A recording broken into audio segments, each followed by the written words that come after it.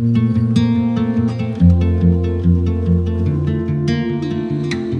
is the Insta360 Ace Pro, and this is my review.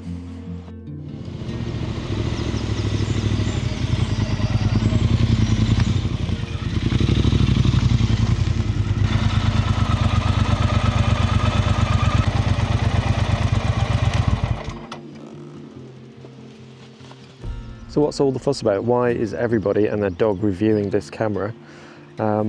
This is Insta360's first crack at a proper action camera. So as with a lot of Insta360's products, they've taken a completely fresh look at what an action camera could be, and they've given us some nice new ideas and features on this camera that you don't get with the other two main brands, which makes this quite interesting. So coming from a photography background, the fact that this has Leica Super Summer 2.6 written on it is very appealing, because Leica cameras are just very, very high quality glass. That's sort of aspirational stuff for most photographers. You know, we would all like to have a Leica camera, but not all of us can afford one. And if Leica have had anything to do with this, that's a big thumbs up in my book. So the second thing that got me interested in this camera is that it has quite a large sensor relative to other action cameras. So this is a 1 by 1.3 inch sensor, which may not mean a great deal to a whole bunch of people. So why would it having a larger sensor be interesting? Well, if you're into photography and you're into cameras, generally speaking, larger sensors are always a good thing. The reasons why it's good is because the larger sensor can capture more light, and it's that simple. You have a larger surface area to capture whatever available light is coming in through the lens, and it's the big selling point of this camera. The low light capability of it is going to be fantastic. If you look at these two clips that I took this morning whilst coming here, I took them on a very dark road. You can see that the Ace Pro is capable of taking in and registering a lot more of the available light, so you get a scene where you can actually see what's happening. This is quite a dark road. There are some street lights on it, but it's not particularly bright. I deliberately didn't ride it into a town or city centre where it's very bright at night time, because I feel like that's fooling the audience a little bit.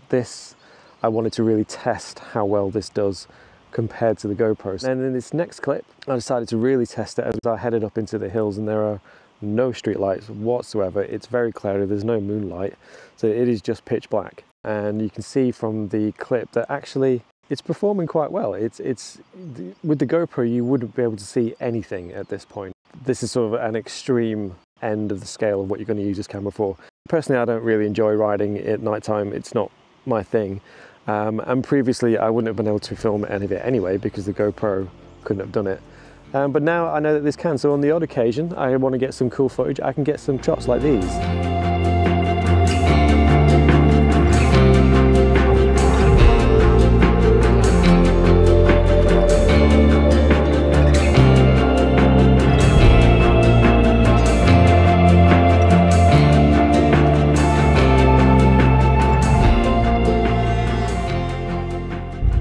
Okay, so the Ace Pro has a mind-boggling amount of functions and abilities, and I'm not going to go into them all in this video because it would be about an hour long, and to be fair, a lot of them aren't particularly relevant to motorcycling. I know I'm not going to use a whole bunch of them. It's not because they're no good, it's just because they're not relevant to what I'm doing, and they are very interesting. But as a quick brief overview, the things that it does that I'm probably not going to use: you can do time lapses, you can do star trails, it will accept hand gestures, it will accept voice control, you can pause your recording mid-record and then resume, and it will keep the file thing the same file.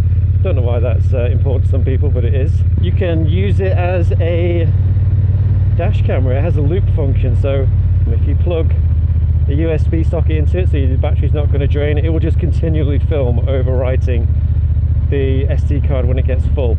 So I've just come to a slightly different spot because I wanted to show you a few more features of this camera, and one of them is the clever AI chip. Now at the moment the active HDR is turned off, so I should be fairly dark in the screen because it is exposing for the sky behind me. So now that the active HDR is turned on, you should be able to see my face a little bit better when the sun and the sky is still exposed. So the second thing that I've come to show you is that the frame rate on this is incredible. It will do 4K at 120 frames per second. which is brilliant. So I've just come to this little bit where there's a nice little waterfall, and I'm going to show you what 120 frames per second at 4K looks like. So while I'm here at this mini waterfall, I'm going to test how waterproof the camera is. I think we can conclusively say the camera has passed the waterproof test. So another one of the much talked about unique features of this camera is the flippy up screen, which I'll be honest, I was a bit skeptical about that I would find any use for it at all, because it didn't seem like something that I was particularly missing with the other cameras. But now that I have it, I have to say I have been using it a fair bit, particularly because I mount the camera in strange places on the bike. Being able to articulate the screen a little bit is quite useful, actually. So one of the things I really do like about this is that the accessories are actually really reasonably priced and useful. So you have things like the little L bracket, the microphone bracket. They're all good design and not stupidly priced. So if you want to add the microphone adapter to this, all you need to do is take off this little side cover here. This is the microphone adapter itself, and we're just going to plonk that into there, and that's really secure. You have to really tug to get that off, and that is your mic jack input there. And you also have a USB-C connector which you can plug some power into if you just want to constantly record all day. That's really nice. I think that's really neat, and it's firm. It doesn't really increase the size of the camera very much, unlike the GoPros, and it's nice and light. So if you're down with the kids and you shoot for Instagram, TikTok or YouTube Shorts, you might want to think about mounting your camera this way, which with previous cameras is always a bit of a problem. But with the Ace Pro, they've created this very simple little L bracket, and that just simply connects onto the bottom of your camera. Just clips in place, and now you can actually connect your camera landscape or portrait style. So how's the battery life, I hear you ask? It's good. I think it's actually marginally better than the Enduro batteries from GoPro. Seems to last, I think, about 20 minutes more, half an hour more. At least that's been my experience so far. For those of you that like to use ND filters, they have their own set of ND filters by Freewell, who, if you've bought ND filters for any lens, that's the name you'll know, as they do very good lenses. And it's nice to see that Insta360 partnered with them for that thing. The Ace Pro does have a remote control. It has two different versions.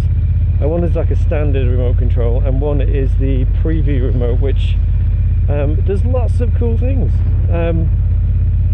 So as you can see here, it's mounted to my handlebar. It comes with two different straps, one where you can mount it to a handlebar, and then one where you can mount it to your wrist if you really want to.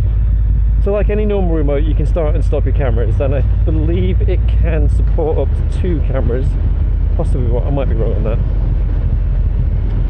But the cool thing that I like about this a lot is that, because quite often I have my cameras mounted all over the bike, quite sometimes in places that are not easy to reach, you know, having a remote control is quite important. And the thing that I really like about this is that because it's a preview remote, I can see on the screen here whatever the camera is seeing, and I really like that. That's a really useful feature. Because it's a GPS remote, it records all sorts of information. So it gets your speed, your elevation, where you are. It records a little route map of you, and you can overlay all that data on top of your footage in the Insta360 app. So my final top feature of this camera that I think puts it in a different league to other action cameras is the 2x zoom. So the Ace Pro is an 8K camera. It means you can zoom in on a 2x zoom and still have 4K footage. And so what, you say? So what?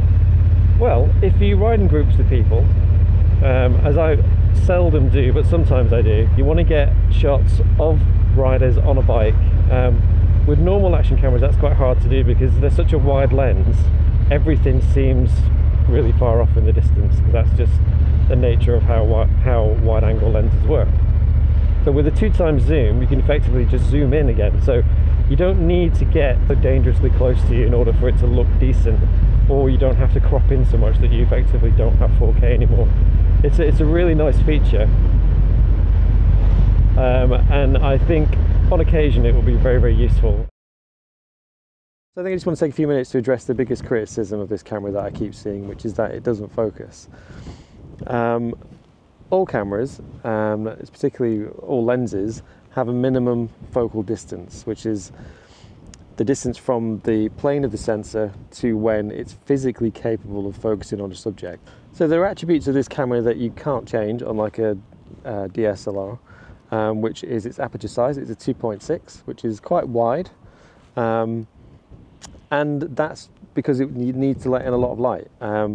The drawback of a wide open aperture is that the depth of field, which is the area that's in focus from front to back, is normally quite shallow, and that will be having an effect on the minimal focal distance. It's got a larger sensor than we're normally used to seeing in an action camera. So relative to other action cameras, it has a longer focal distance, but that's because it has a larger sensor. I have heard some other reputable channels say that, you know, they feel like that this is an issue that might get fixed in firmware updates in future. This particular issue is not going to get fixed in a firmware issue because it's just pure physics.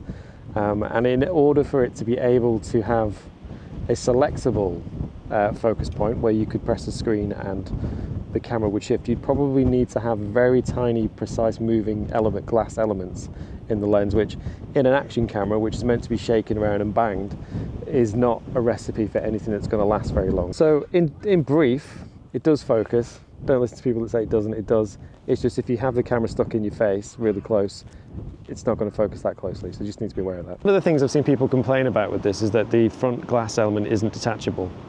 I don't really see it as a problem. In all the time that I've been using my cameras, I've only ever smashed the front glass thing twice, and both those times were my fault. So I don't see that as being a huge whopping issue that needs fixing. And in fact, in your first year of ownership, Insta will fix this glass for you if you break it. After that, I'm assuming that probably they will want you to pay for your own mistakes. So I think that seems fair to me. So I've had the Ace Pro for a few months, and I've tried to make this video sort of 4 or 5 times already, but it's our terrible weather that we've had so far this year means I've just not been able to do it. But it has meant that I've experienced the camera in a variety of weathers, and it's always performed really well in all of them. I haven't had any issues so far using the camera, which I can't say the same of the GoPros. Obviously it's not a perfect camera. Every camera is a series of compromises, and the Ace Pro is no different. But the only real complaints would be the minimum focal distance of about 50 to 60 centimeters is a little bit long. But I think for motorcyclists, it's not really that much of a big deal. I think if you're a vlogger, it's probably not the best camera, unless you just remember to keep it sort of, you know, half a meter away from your face. It'd be nice if Insta would provide some diopters, some clip-on diopters similar to the ND filters. That would solve that problem altogether, really. And it would also, for me personally, I think it would open up some really nice cinematic effects, because then I could use that shell adaptive field with a diopter to create some really nice effects that you can't normally get on an action camera. So that's something I would really like to see happen. One of the other small criticisms I would have is that originally this camera could connect wirelessly to Bluetooth microphones. I think for motorcyclists that's a big deal, particularly if you want to do the sort of motovlogging thing, because you don't have to render your camera not waterproof anymore by adding attachments to it. I think with the firmware update they removed that functionality, and I think that was a bit of a misstep by Insta. If they could put that back in, because we already know the camera can do it, that would probably win over a huge number of motorcyclists to the side. But no camera is perfect. All cameras are a series of compromises, and this is no different. So I think if you're in the market for a new action camera, definitely check out the Ace Pro. I think it does everything that the other action cameras do, and it has a lot more other functions as well. For me personally, the low light capability is a huge winner, and also the ease of which you can clip the camera on and off is great. If you do want to check out more details of the camera, check out the specs, prices, there's a link in the description below. So I just want to say a big thank you to Insta360 for providing me with the camera. It hasn't coloured my view of it in any way, actually. I do think it's a really, really interesting piece of kit. And with that, I'm going to finish my tea and go home.